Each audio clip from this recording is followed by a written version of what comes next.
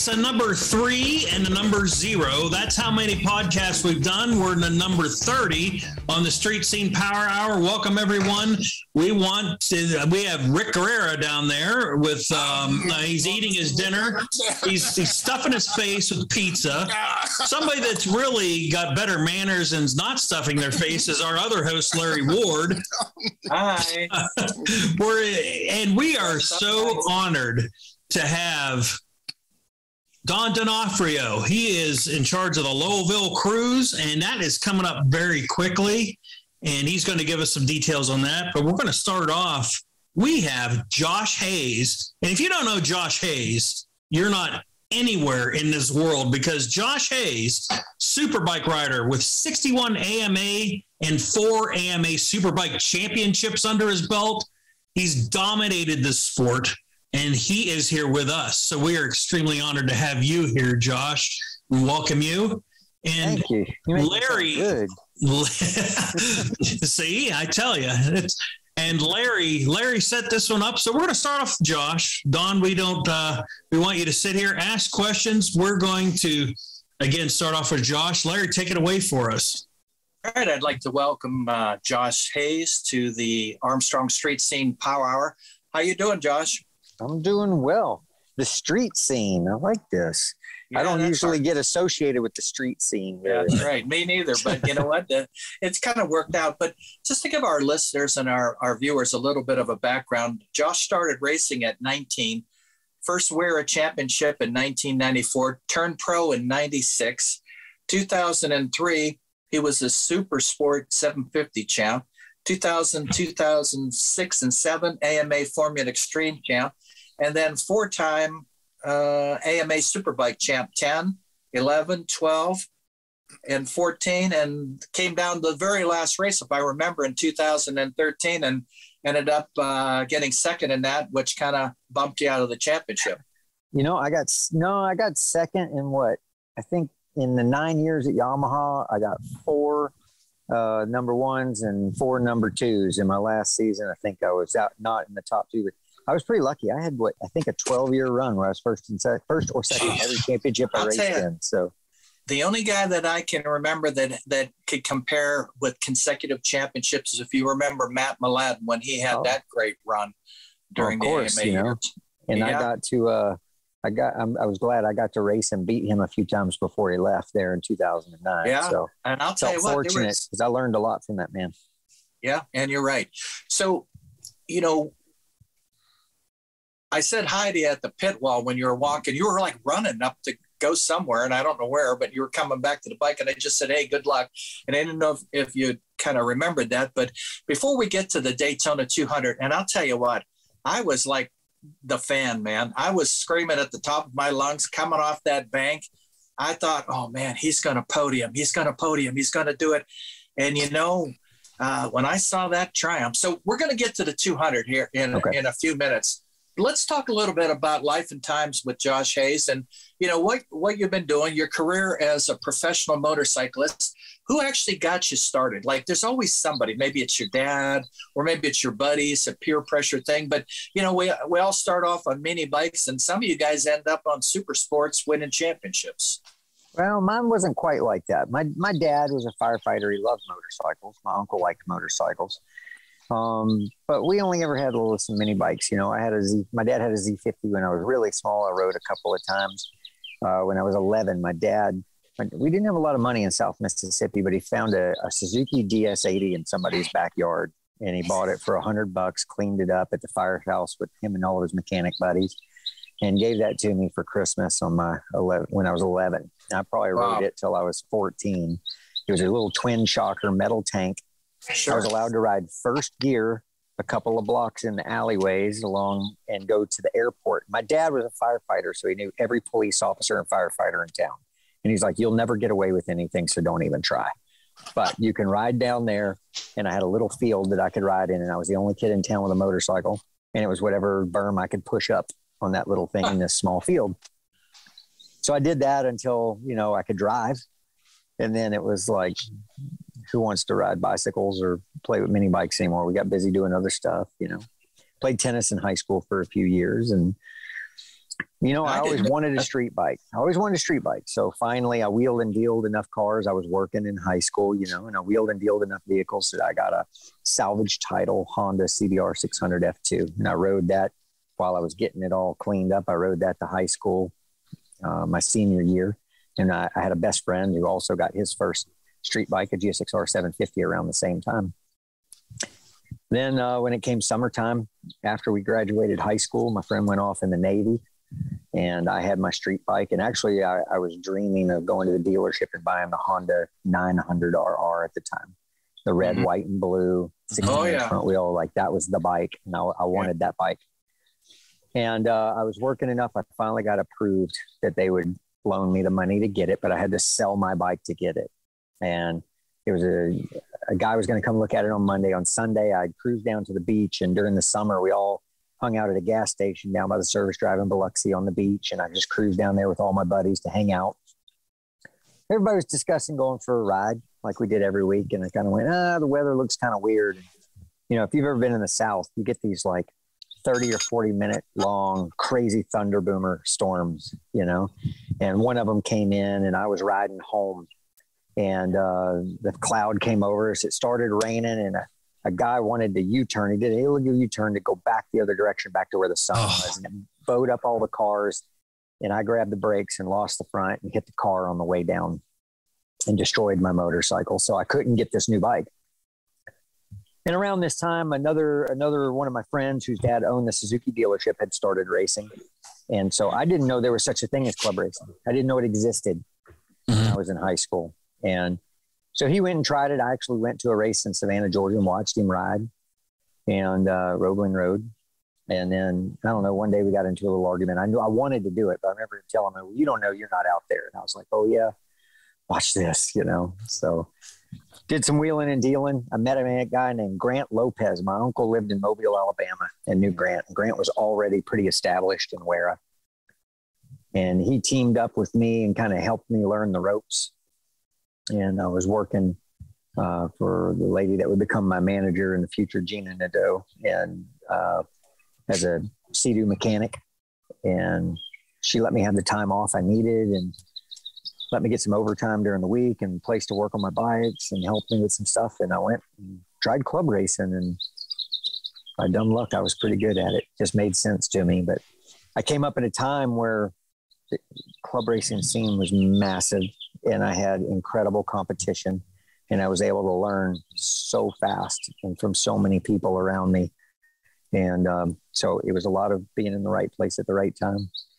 And I did 2 years of riding around doing that stuff. John Orch called me up and asked me if I was interested in being a part of his program when he was still amateur racing, you know, and he had a place in his squad. And so he brought me in there, and I was a problem child. I crashed everything I touched for a long time. I wanted to do good, you know. I got a family member like that as well, my son. And, you do. But eventually his team moved on to AMA Pro Racing full time, and I happened to be in the right place I moved into the big truck at the same time that the big truck decided to go full time pro racing. And, you know, it was an incredible time. There were a lot of good guys around us. We had, you know, John Hopkins we were waiting for him to turn 16, had Ryan Landers, Grant Lopez, myself, you know, it was a good crew and great competition. And I tell guys, I ended up qualifying third in Daytona at my first one. Michelin had a new tire at the time, and that was what the team was on. And I was the only Suzuki on the first 3 rows. And there were, if I remember right, 4, 5, 6, 7, 8, 9. There was like 10 or 11 factory and factory supported Suzukis. Yosh had 4 on the grid.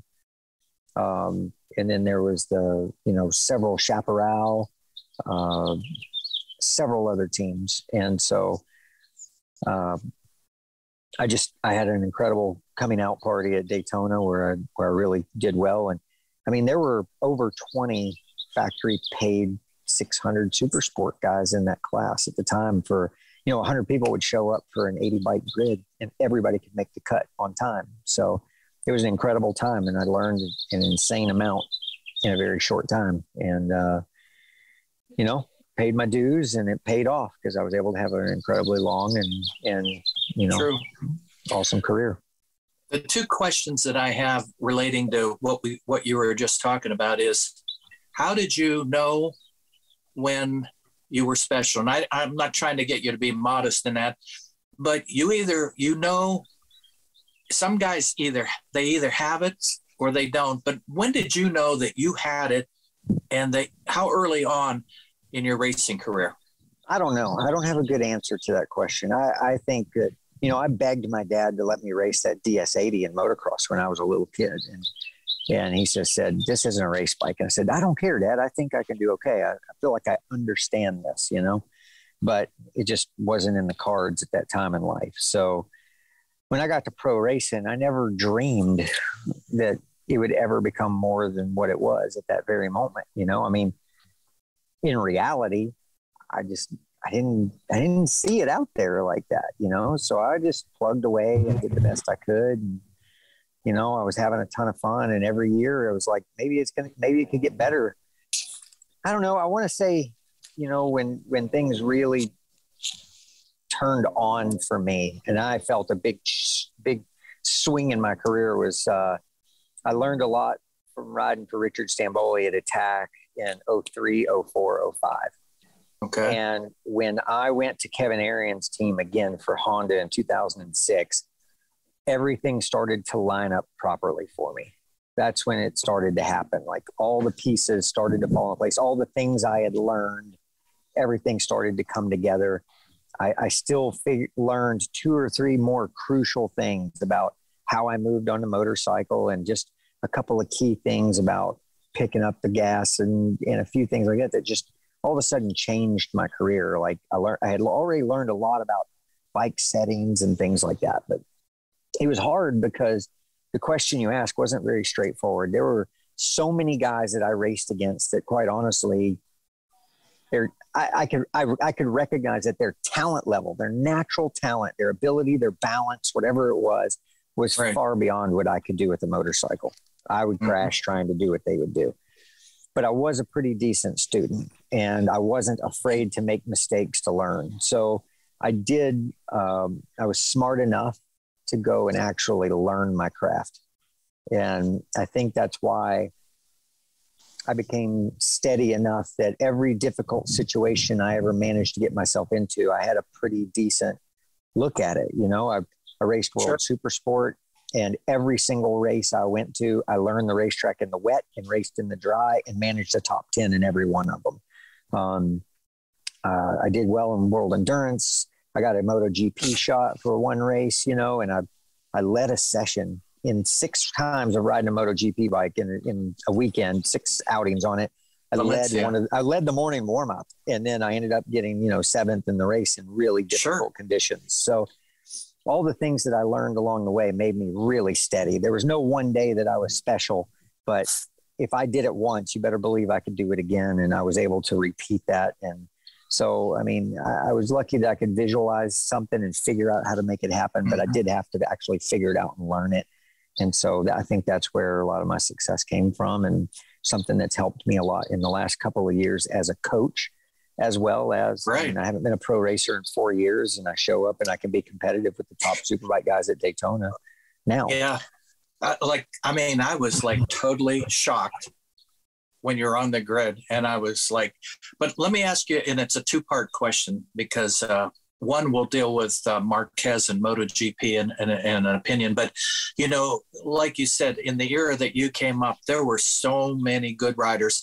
I used to coach high school baseball, and we would have a lot of great athletes, but there would be just a little thing that could differentiate one kid from another.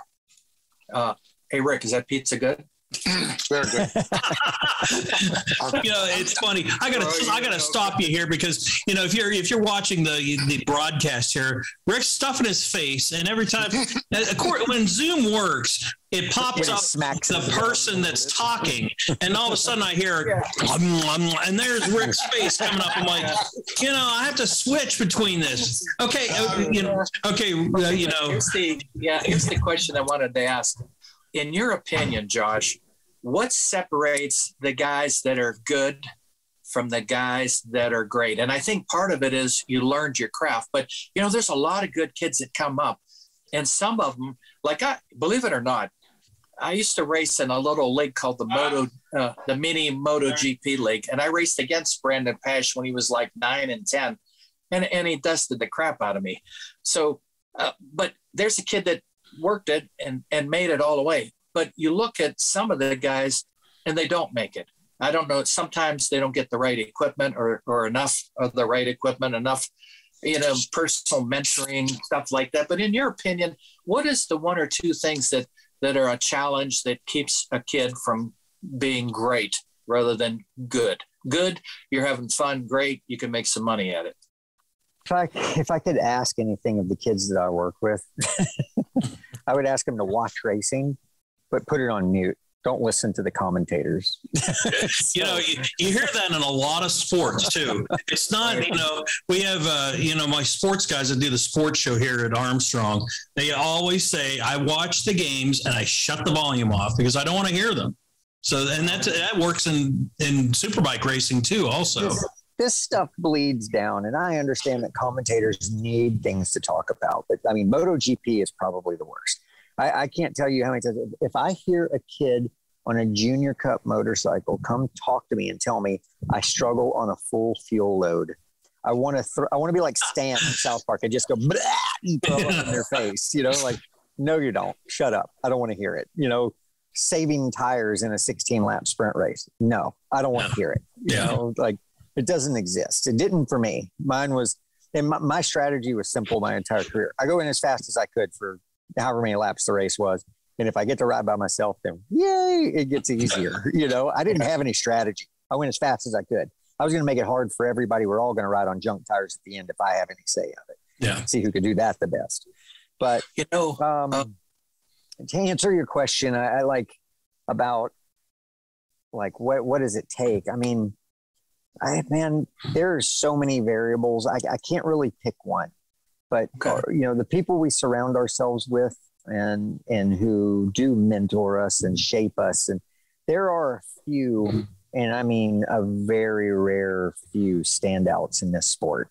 And I'm a strong believer that at the sharp end of every national championship in this world, every one of them is a world-class rider.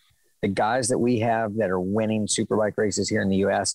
can succeed in Europe, in MotoGP and Moto2, and anywhere they go if they are nurtured with the right people around them, people who want to back them and help them. And it's really hard for Americans because Europeans just don't care if we do good or not.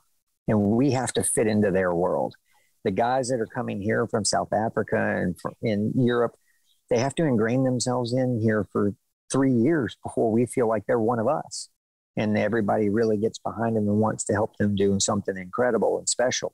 So it's very rare that someone's going to go over there and just fit in immediately. But, you know, there is that rare person that's just got it all covered, you know? I mean, Anthony Gobert comes to mind, Marc Marquez, Valentino Rossi. It looks like maybe this Pedro Acosta kid is another one.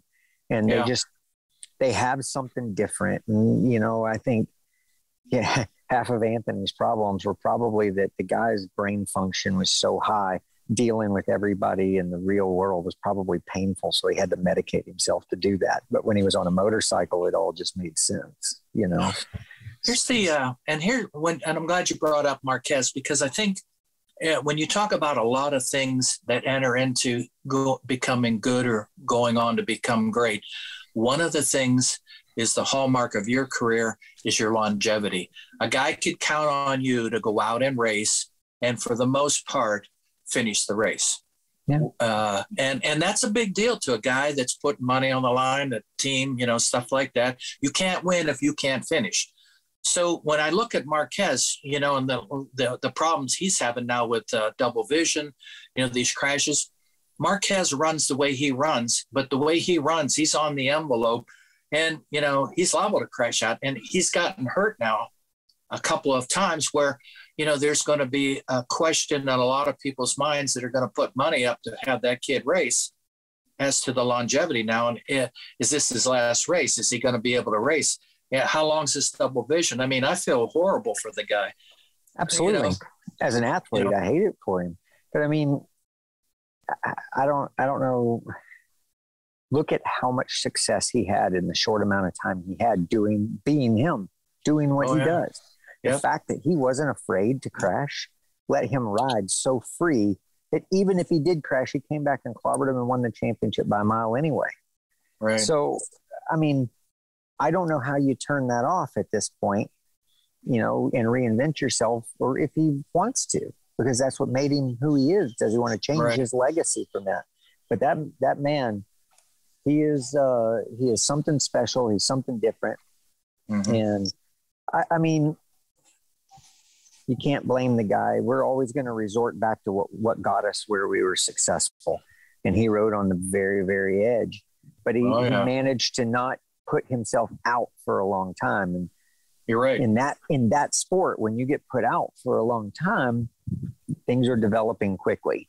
And that edge is very, very, very fine on that motorcycle. So to find that again right now, everyone's so close. Every manufacturer over lap times, every manufacturer, I mean, the top 11, 12, 14 are within a second. So that's every manufacturer, every rider. Like, you can be a split second off and be 14th on the grid and not be that far off, So the fact is, you can't really back it off a whole lot, right. And he can't, his brain wasn't built to play that game that way. So I don't have a good answer for you. I mean, it'll be really sad if we see his career kind of have to close because of medical reasons, and him be out due to injury.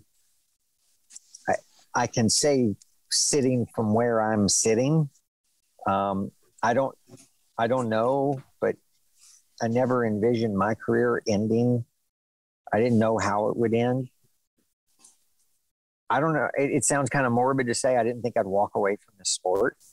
I thought it would be due to injury or something that would keep me from taking part. So the fact that I got out healthy is a blessing in one way and a curse in another, because I still have the same love and drive for it to want to do it. And I mean, if it's taken out of his hands and it's not his choice, and he gets out alive and healthy and gets to live a long life and still be a legend in this sport, who's to say? That's got to be the key, though. It's you're healthy. I mean, there's some people that, there's so many racers that end up getting hurt and they still have that drive and they can't. Yeah. It would almost be better though, because I still want that. I don't know. I still want to race. Well, you can. You still got the. I still fit. It still fits. I get it. Feels like where I feel like I'm supposed to be, where I'm meant to be.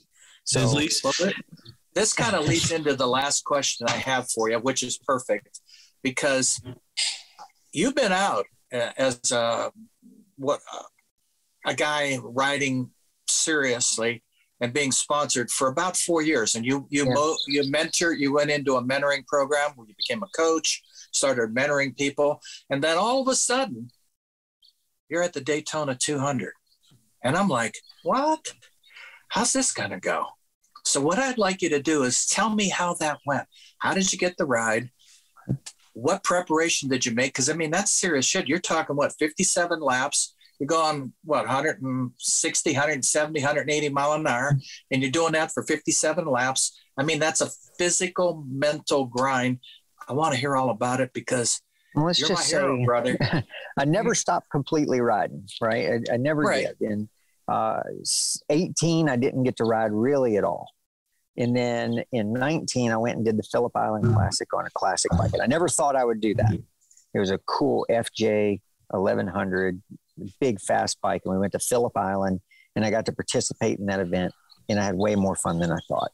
And we came home and decided to do the Daytona 200. And I gave it a pretty good run. I ran at the front. We had a little brake issue at a pit stop that hurt my pace for the rest of the event. But I still came home a very close fourth. I think I beat Brandon to fourth in that race in a 5-lap restart at the end. So I still had good pace. Came back in 2020 after riding the Phillip Island Classic. I did one Australian Superbike race. I got to test the Westby bike. And when I showed up to Daytona, I was ready to kill. And like, I was faster than I was this past time.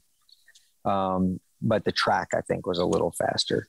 So then, you know, you fast forward, I think in 19, I also ran about half the Super Sport Series just for fun, 0 training, still coaching guys. So poor Melissa, she never learned a thing from me because I'd get off the bike and I'd run off and talk to the people I was coaching. So this year, you know, we wanted to do the 200 again, but we knew we couldn't really afford it. We knew there were new rules coming, a lot of things. And through a mutual friend, the crew chief over at Westby Racing, Ed Sullivan, he knew Peter Strack and this Squid Hunter group.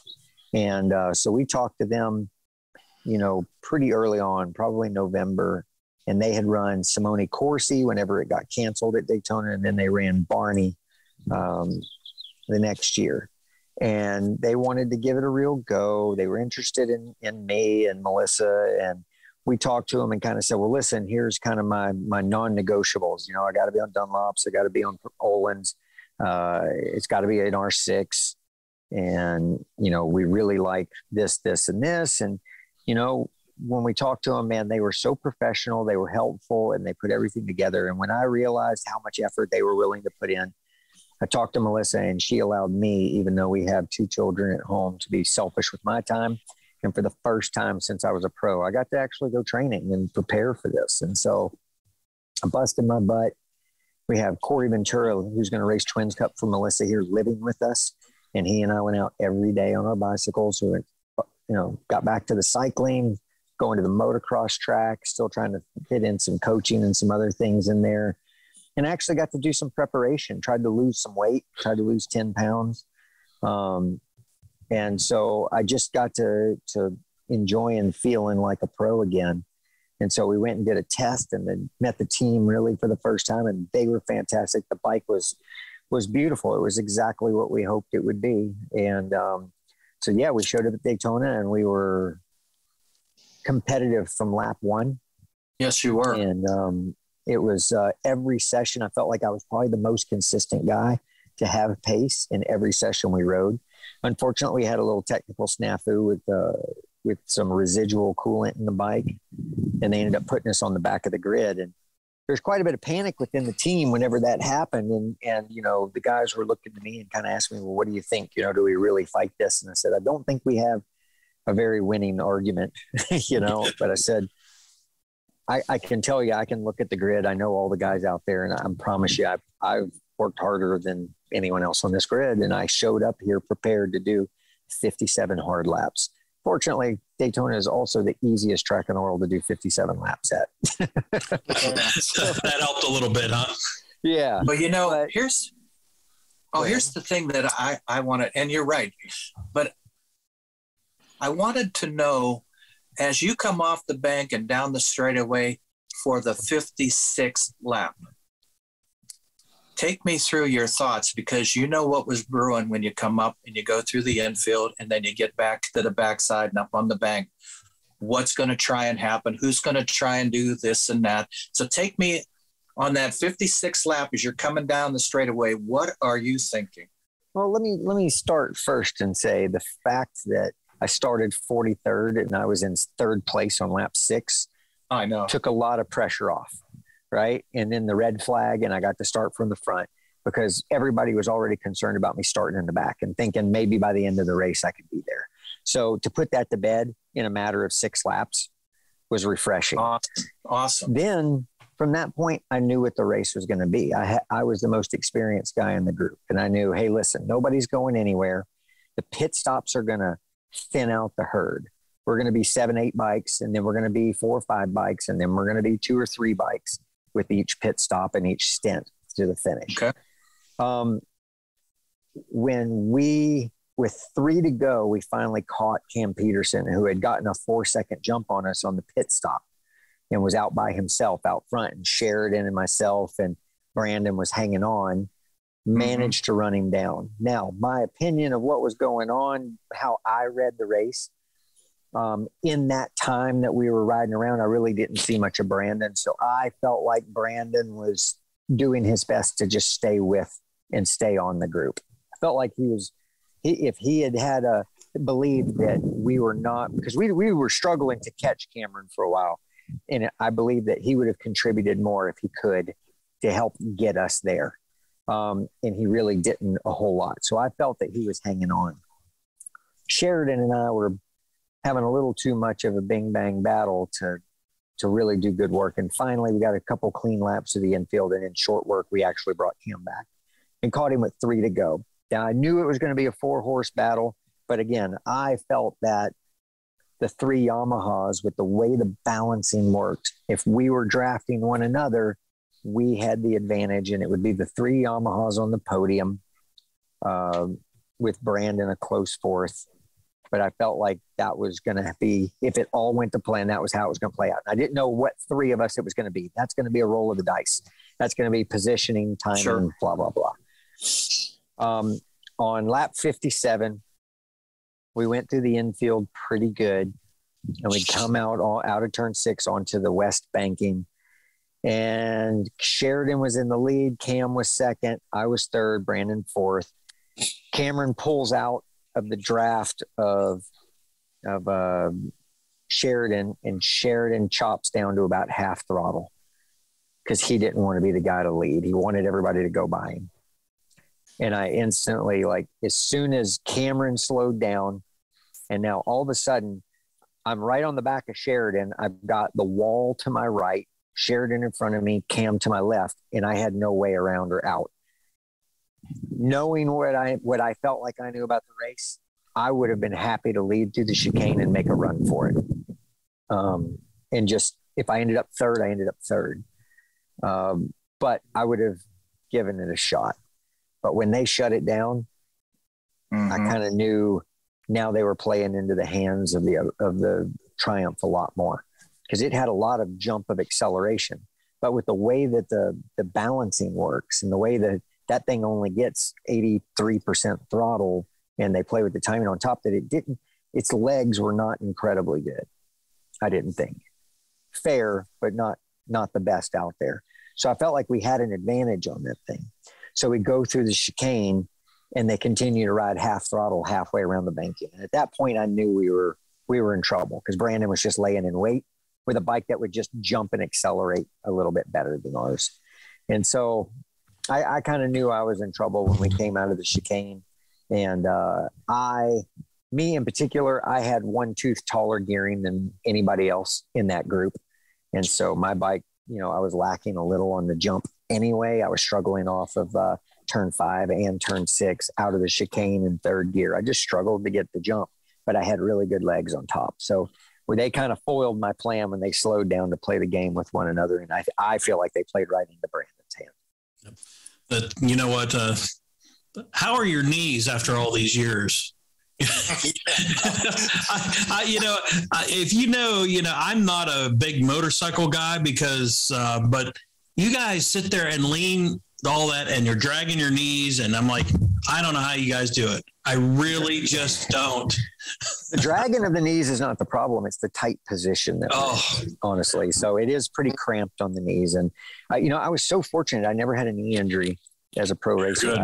A year ago, I finally banged my knee up actually riding dirt track. How I did my right knee riding dirt track, I don't know, but I did. And but my knees were actually the only thing that hurt after that race. Like, I was perfectly fine. You get a little eye strain headache from just looking up through the top of the helmet all day. And but my knees were pretty sore just from that tight position for 2 hours. I mean, it's a 2-hour long race. Do you think that that they could have done a better job of maybe making Brandon work a little harder on that last lap block? Well, yeah, absolutely. But they were so busy, thinking about their own race. And I mean, my experience, I already knew. You go through the chicane, like Kyle Wyman won it from the front. You can, but you got to time everything just right, and the guy behind you still has to get it right too. So, I mean, it's a little lack of confidence, and listening to the commentators, you can't lead out of the chicane at Daytona, so they absolutely played into his favor. And if we did I think a really high 52 or a low 53 on the last lap, and every lap up to that point had been a 50. And if we had just done a 50, if we had just done a 50 lap, I think it would have been 3 Yamahas on the podium. I don't know what order. And Brandon, a very close fourth. He did a great job of playing the race out and making sure he was there till the end. But then my feeling is that they kind of gave it to him. Man, I'll tell you, I was screaming on that last lap. I was like right at the thing. I was too, funny enough. Man, I'll tell you what, you got half a lap, Josh, I was screaming, no! I can't thank you enough for jumping on. I mean, you've been great to me. When I was doing the Two-Wheel Power Hour motorcycle show, you've always been available for interviews and stuff. And I think you're one of the best ambassadors our sport has. And I got to thank you for that and give you all the credit. And man, you made the Daytona 200 worthwhile going and watching, you know? Thank you, man. I appreciate that. Those are very kind words. And, you know, like, I don't know what to say. I thank you so much. Like, these are the things that I hope my dad hears, you know, and he's proud of me. So thank you for that. I really appreciate that. Well, we're going to send you a link and stuff, and you'll be able to share that. And then he won't miss it. I promise. Hey, Josh. Hey, Josh. How many bones haven't you broken yet? Believe it or not, it's not what you would think, you know. But I was pretty fortunate to not break a lot of little bones. Yeah. And a lot of soft tissue injuries. My hands and my feet, the extremities, really took the brunt of it. And unfortunately, probably concussions at a time when the concussion protocol was not quite what it is today. Yeah. You know, wasn't looked at so closely. So I have a lot of concussions and soft tissue stuff more than anything. What's your top speed on those bikes? This year, I think I saw mine was 179. So it's pretty good with the draft. And that's on a 600, you know. In 2012, we went 206 on a super bike through there. There's a lot of kahunas there, man. There's no way. After about 170, it all feels the same. Hey, Josh, when you race, you have you're using a Yamaha, right? Are you on a Yamaha? Sir. I believe Yamaha blood. Okay. Did they sponsor you? Are you a factory Yamaha racer? Yeah, I was for 9 years. Yeah. Okay. Do they give you the bike, or you have to buy the bike, or? They still take very good care of me. But this particular bike was the Squid Hunter team. They had it was their bike. They purchased and built and ran themselves. This was definitely our own independent event, separate from Yamaha. Mm-hmm. Yamaha was there in force with the attack team. You know, Cameron Peterson, I think, got second, I think. So, but that was a full-fledged, he's their superbike racer this year, and they came and rode that event. I was able to give him the beans a few times. Yeah. Well, if you remember, I wanted to let you know that what we see now for the Daytona 200 is 600cc bikes. But years ago, especially when they were doing 206, we were talking liter super bikes, 1000cc, and that caused a lot more problems, tire wear, stuff like that. So I still, I was actually one of the proponents for, like, I never want to go back there again if I ride a super bike. The super bikes have outgrown the place by a long shot. And when they repaved the banking, it got smoother and so much more grippy that the speeds just went through the roof. We gained 15 to 20 miles an hour from the new pavement. And to me, that just equated to more danger. And so I very, very much enjoy racing there on a 600. I would do most anything to never go back there on a super bike again. I believe it. You know what, Josh? The difference is double, on super bikes. So, Josh, we're going to jump to Don right now. Josh, can you hang around for a little bit? I can hang out for a few minutes here. All right. Josh, we want to thank you for coming on. We're blessed to have you on this, and we would love to have you back too at some point here. And but stick with us, because we've been talking with Josh Hayes. He's well known. Google him if you don't know who Josh Hayes is, because you're going to be blown away. But our local celebrity here, Don Donofrio, Lowellville Cruise. Rick and I have been blessed to be down there a lot. So Don Donofrio is kind of the organizer and everything for Cruisin The River. And Rick, you got some questions for Don. Hi, Don. How's it going today? I'm doing good. How are you? Good to have you on board today, huh? Hey, Don, how long's this cruising been going on now down in Lowellville? We started back in 05. Okay. So we've been around quite a while. I'm sure there are shows longer, but we've been around quite a while.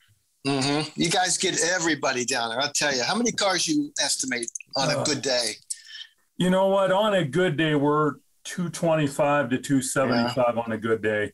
But we've been over 3. We've actually been over 4. Wow. I think I've been there a couple of times and there's been that many. Yeah. Yes. It's really cool down there. You're in this big valley down there right next to the river. And then all of a sudden you're in the middle of a car show and this train comes zipping by 100 miles an hour. Oh, we're in Lowellville. Yeah. Oh, yes. Oh, yes. Uh-huh.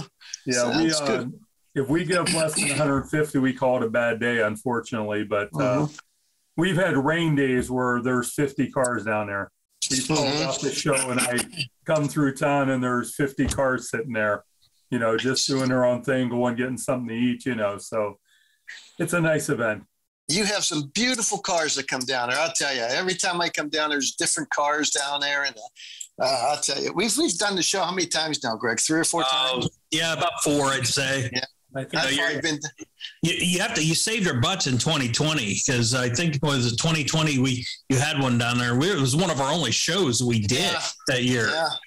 Yeah. We didn't start till I think May. Yeah, June that year. We really just held off as long as we could, and we all masked up and we made people stay 6 foot away, and we were able to have it. So, well, you know what we've. I want to take all of us back starting this show. What got it started? Because it's been around as long as I can remember, as long as I've been up in the Mahoning Valley. But what really got this show started down, and why Lowellville? Why down there? Well, the Business Association was approached by Al Smith, who came to a meeting, and I knew Al for years, and I've been doing, I graduated in 82. I was at car shows before that. So he knew this. He said, hey, would you come down? I said, yes. And he approached the Business Association about putting on a car show, meaning a one-time deal. Mm-hmm. That evolved into, well, what happens if it works out? Do you want to do it more than once? And he goes, well, heck, I'd like to do it every month. And, so we started with the idea that we were going to try to do it every month. And then with more conversation, we decided to give it a shot every week. So we started the first year, and just from there, it just kept coming and got bigger and bigger and more well-known. And it was really a treat putting it together. Al did a great job getting the word out when the internet wasn't as strong as it is now. Now we do a lot through Facebook. And I want to make one quick comment. We were Lowellville Car Show on Facebook. We actually got the rights to take our name back. So it is Lowellville Car Cruise. So just to let you know, it goes back to the original. Good. The Business Association supported everything, and they still do to this day. And it started off with Al just wanting to have a car show. And we thought Lowellville was a good venue for it, and I think it ends up being a great venue. Yeah. It is a great venue. Yeah. Go ahead, Rick. The only problem I have with that show, my 64th T-Bird, I was bringing it down there one day, and I had to come up from the top of the hill, and I'm coming down the hill, and my car was like not stopping. I go, oh no, that's a steep hill. Yeah, you need a stick shift to drop a gear or two. How many people put that show on every week? Well, we have 3 people, 3 ladies under the tent: Diane, Peggy, and Darlene, and they do a great job with registrations, 50/50s, everything like that. I kind of help out if you notice I'm there, but I still try to get out and see the people too. The Business Association, Bob Norberg's the president. He's always available if anything comes up. But it's pretty much just a small group effort. And my biggest thing is I get the word out on when we're meeting, if the weather's going to shut us down, and just letting people know we're there. But that becomes a lot easier after 15 years. Yeah. Sure. Tell someone and they tell you, yeah, we know the 9th. And it's like, okay, yes, we're May 9th this year. But, that's when it starts. Yes, May 9th. In the old days, like I said, I would print 200-300 flyers per event, and I'd be hitting all the other events. And now pretty much, you don't have to do much. Isn't that nice with social media? You just post it. You don't have to waste your money on printing, and you don't know where it's going. Some of them, that's cool, and throw it right in the garbage. And that's the nice part about it. And I know I do try to bring a car down every Monday. Something of mine down there to contribute. And it's I get flyers in my car. Well, I'm gonna throw up some pictures you sent real quick. If you're listening to the podcast, make sure you log on to Armstrong Neighborhood Channel YouTube and check out the video portion of this, because Don, you're not only the organizer of this car show that's been around for 15 years that is awesome. You're also a car nut like the rest of us here, and you got this one. Oh, that's in process. Actually, the motor just went to the engine shop for that 2 weeks ago. And we're going to have that on the road by the end of the car show season. Is that a 56 or 55? Yep. 55. 55. Okay. Yeah. Look, if you're listening to this, 55. It looks like he's got the bodywork prepped, and he just said the engine was down at the shop. We're getting rebuilt. Where'd you pick that up at, Don? A friend of mine had it for sale. He had too many projects and needed some work. I put a floor pan in, trunk pan in, lower quarters on. So it was quite a project. Yeah. It's been 4 or 5 years just to get to primer. Now, I have to say, I saw this and I started drooling, because the 70 to 72 and a half Camaros are probably my favorite, and tell me about this one. If you're looking, that's what it is. What year is that? That's a 70. That's one of my first. I had 89. Okay. Oh, wow. I bought it with 49,000 miles. Oh, geez. About 51.5 on it now. Oh, my God. It doesn't go too many places. Gee. First one I ever had, and I still that. If I had to get rid of all of them and keep one, I'd have to keep that one. Yep. Isn't that the truth? And how's the body on it? Was it solid when you bought it? And obviously it hasn't rusted or anything or any damage whatsoever, since you don't drive it that much. Yeah. Just bumps and dings from the garage more than anything. I know. Yeah. But I bought it from the original owner. Wow. It was citrus green originally. He painted it polo green before I bought it. And the only thing I've changed really are the wheels. I redid the motor and just some little things. Okay. So now, how many cars you got in your corral? 1, 2, 3, 4, 5. Okay. 5 right now. You better get on the move, man. Grunt's got you beat. Getting close to retirement. That's going to be it, I was told. Yeah. I always say I'm going to save up my cars to pay for my retirement. Well, we're going to have to these days. Geez. Camaro. Oh, yeah. Well, that one, that was before the wheels. That's the only difference. But that's a 67. I bought that from a very good friend of mine. It was in storage since 79. Oh, wow. From the cowl back was all original. It had the original pinstripes on it and everything. The only thing is he had a fiberglass nose on it. So I changed it all back over to steel. Okay. That had the spoiler. It's a 396 car. It was a 4-speed car. I put a turbo 400 back in it, but had to have that one down the show. I made about half a year with that one. Okay. So it was a treat getting that down. That's just the other one. Yep. I was looking at another picture of the Camaro. Right. Those are starting to come up in popularity right now. Before they're starting to move right now. I think the Gen 1s are just too expensive. Sure, that's why. You wait over Camaro, but not have to. At least Jen, if you watch anybody tuned into the Meekum car auction that was just on Motor Trend on Demand.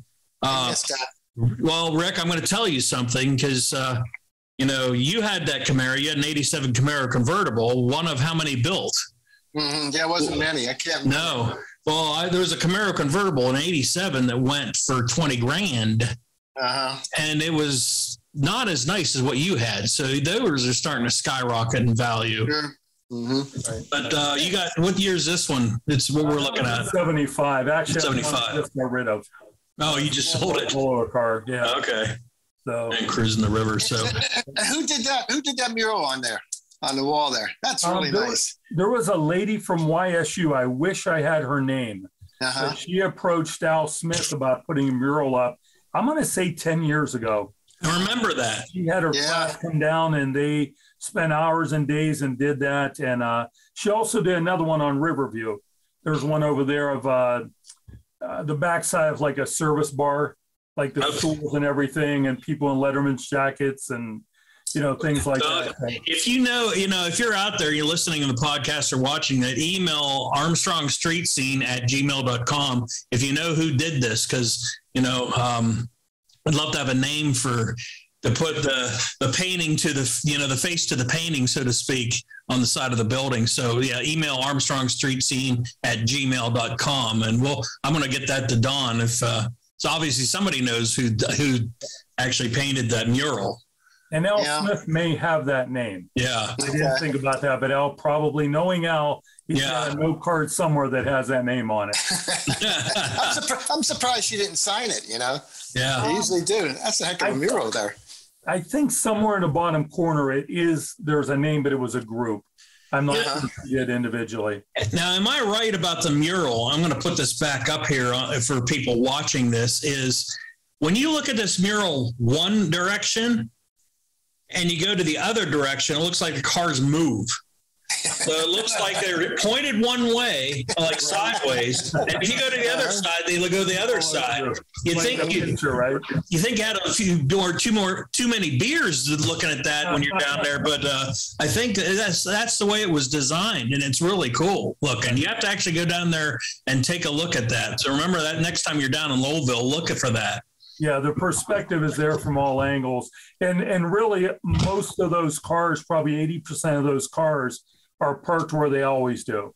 Cars in there, the convertible, and those are real cars that she took pictures of and then put onto the wall. Just a couple fillers. Okay. For the most part, those are. I was always disappointed I didn't know to park there. Yeah.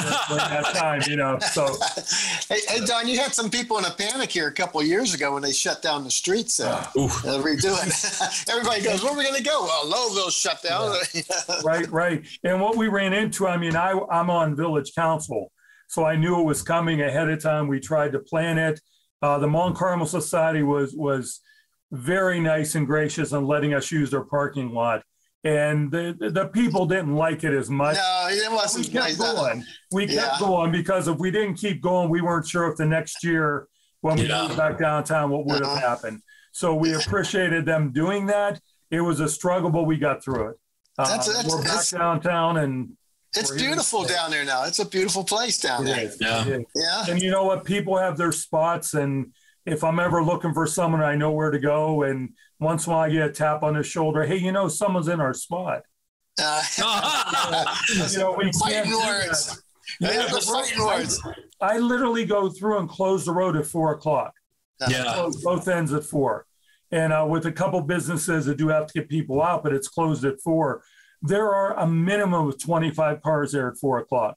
Yeah. As soon as we do it, they do the synchronized swimming thing. They all pull up, back in, all the way down the street. So we get quite a crowd, and they come from all over. Well, far distances. If there's one, there's got to be one show that stands out in your mind that was just so memorable to you after 15 years of being down here. What is that one show? It was quite a while ago. My dad, who's passed away, and Lee Martell, who's passed away. Yep. We were there on, I want to say, Memorial Day or Labor Day. Okay. And we had Mr. Zarlingo parking cars, who's passed away. So it's a pretty old thing, but we're watching these cars come in. We're thinking, okay, there's 100, there's 200, there's 300, and all of a sudden we're going, where are we going to park these cars? So I go down, I'm running, trying, could you pull up? Could you move? We parked all the way down to the foundry. They were parked. Wow. And then when we just didn't have anywhere else to park cars, they went across the tracks heading to Malillo's, went over to City Hall and just started tucking in the grass over there. Wow. There on the other side of the railroad tracks, there were 45 cars lined up in the grass on the opposite side of the tracks. Oh, jeez. Someone counted and said we had 425. I didn't verify that, but we were full. Wow. That was a great show. It was just a very good show. Now, what caused the turnout? Just by pure chance, or was it just everybody was off? And I think it was a Labor Day. It was the weather was perfect. Yeah. You know, maybe everyone. I'll tell you what I think. It did not rain for Canfield. Oh, okay. So Wednesday, Thursday, Friday, Saturday. You know, so that Monday was kind of we don't have to go back. Yeah. Let's go down Lowellville. I think it was because they heard Street Scene was going to be down there that day. That could be it too. We'll brought everybody down there. We'll take credit for that one. Yeah, we get a great crowd when you come down. You know you're welcome anytime. Good. We always fill the place. Hey, Don, Lowellville's, is that a city? Township? It's a village. It's a village. That's an old village, isn't it? Yes. And what's it famous for? What's its background? The mills, I mean, definitely the mills, the railroads, everything of that nature. Mm-hmm. There was a power plant down there. There was 6 or 7 car dealers at one time. There were 3 gas stations, about 15 bars. And got to have the bars. Yeah. But mainly it was, down there. It was for the power plant and the steel mills primarily. Okay. You've got this car show. It's so well known around the Mahoning Valley. Any new plans for 2022? Because you're starting May 9th, you said? May 9th, yeah. May 9th. Coming quick. A couple things we want to do is one is we're doing a little more community involvement. There's an enrichment group and they're going to be selling popcorn a lot of the times. Okay. We have the band that does come down once. They're going to come down a couple times. So we're going to try to include more of that and get them going. As far as we had the Army brought down their chopper one time. Yeah. They stopped down. I've talked to Tom Martino, who helped us out last year with some great giveaways and things like that. And he said, when I get my next free day, I'm going to come down and we're going to park his car, right in front. He runs top fuel, top alcohol, I believe. Yeah. Forgive me for not knowing that. Actually was champion last year, the year before last. But he's going to come down. We're trying to get people to come down. We'd like to have Snyder's bring down a couple of their car, the Thunderbolts. And what we want to try to do is feature cars. Just try to keep an area where something special is going on. I know the gentleman just on lives in California, but if he had his bike in town, we would set it up and put some partitions around it. And but really just try to do that. Just try to take some of the local groups and allow them to come down. And then also get specialty cars to come down. Yeah. Yes. Things like that. Howie seems to have some real nice cars down there all the time. Very nice. Has his own spot. If you want to know where Howie's spot right is, in the front there. Yeah. You put a cone so no one parks there. That becomes Howie's spot. Yeah. The car gets parked there, which we love Howie. He does a great job. He's got some beautiful cars. Yeah, wonderful cars. And like I said, and I agree with you, Rick, from earlier, I have a pretty good eye for what's there. And I'll be sitting behind a table trying to help the ladies, trying not to be in their way, to be honest, but trying to help the ladies. And I'll see a car go by and I'll be like, I'll be back. And I get up and walk. I've never got to check it out. Well, now we're at the point where we're getting a lot of cars that we've never seen before. I got a phone call from the police department. There were 2 trailers parked in the middle of the grass area where we park cars. And I'm like, well, this can't happen. So I rushed home from work and went down there and I see these people. They had driven, it was 8.5 hours. Whoa. Just to come to the show. Well, listen, in fairness, they were going up to Norwalk. Okay. But they heard about our show. So they came in and stayed an extra day. Nice. Wow, wonderful. Come down to our show. And I said, well, guys, you got to help me out. We got to get you to park somewhere else. So we parked them all the way down by the foundry. They unloaded their cars. Ended up, they went and ate at Carchetti's. Nice. Meal there. And then after that, I found out they were at Malillo's. They stayed there for a couple hours. And finally we got their trailers out about 11 o'clock at night on Monday. Oh my! And they brought beautiful cars. I mean, professional, built cars. Yeah. And but I get probably 30 calls a week. Are you having the show? Oh, Yeah. And I'll say absolutely. Good. And it's like, because we're coming in from Butler, Altoona, many Pennsylvania areas, Slippery Rock. And then we also get the Akron crowd. We have 3 or 4 people that come over from Akron, Canton area every week. Yeah. Yeah. When you put it on Facebook, Don, I always share it. So we got quite a few followers there. So yes. It's amazing. You'll put it on that, the car show. Don't forget Monday, we're doing this. You'll get 1,800 followers. Yeah. Just amazing with all your help and everyone's help.